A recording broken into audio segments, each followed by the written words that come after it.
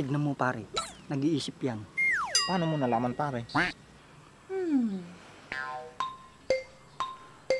Kasi kapag nakahawak sa ilong si paring Berto, nag-iisip yan. Alat. Ang pangit naman mag-isip ni paring Berto. Mukha siyang go.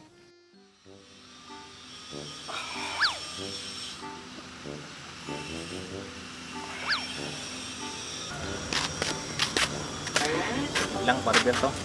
Tignan mo. Nakatambay na naman si paring Jerry. Kaaga-aga pa lang. Alam mo naman na walang pinagkakaabalahan yan sa buhay, kundi magpalaki ng ba. Hoy, dahan-dahan ka ng pananalita pare. Baka iba yung mabanggit mo. Ikaw naman pare, di pa ako tapos. Ayusin mo lang.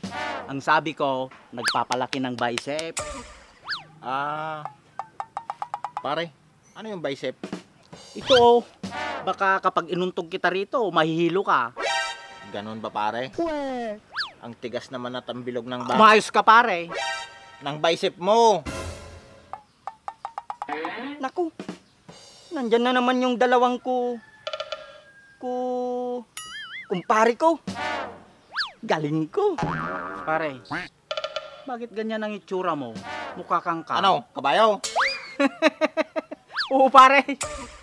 Kahit ganito lang ang itsura ko pare, tandaan mo, Ano na naman? nakakabunggo din ako ng mga magagandang babae pare.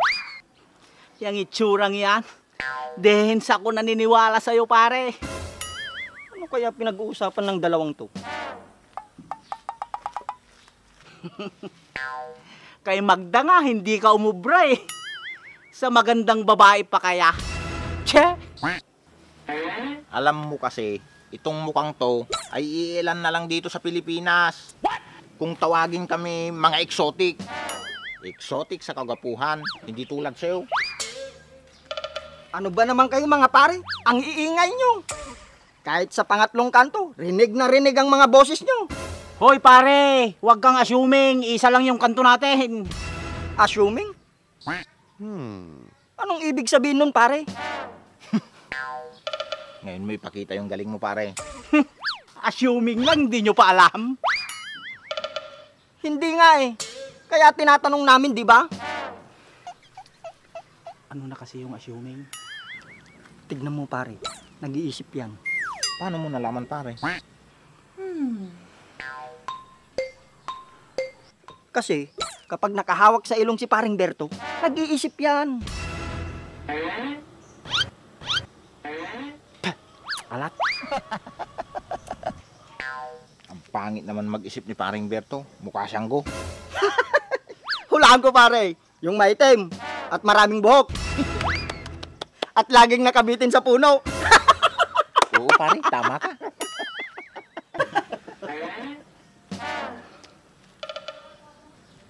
Mukha siyang gurang.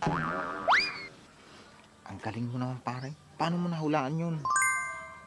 Yung mga ganyang bagay pare, hindi na pinag-iisipan pa. Talaga pare. Oo pare, titigan mo lang yung itsura niya, malalaman mo na yung sagot. Hindi ba kayo titigil sa pang-insulto ninyo sa akin?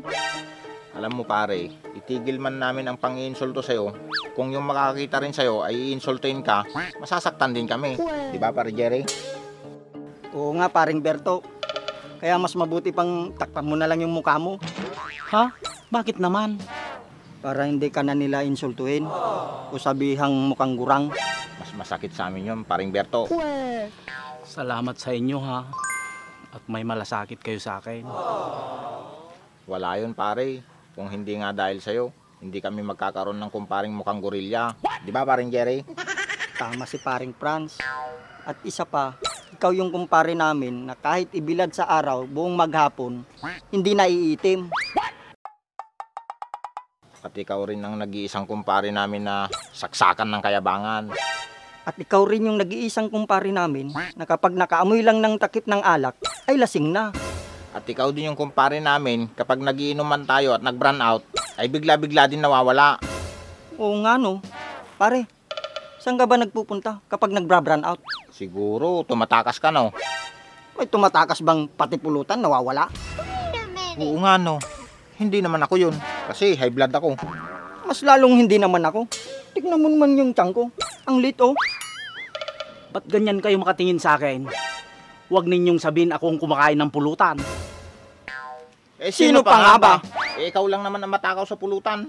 At malakas mag-ano. Ay, diyan na nga kayo. Nakakasira kayo ng araw.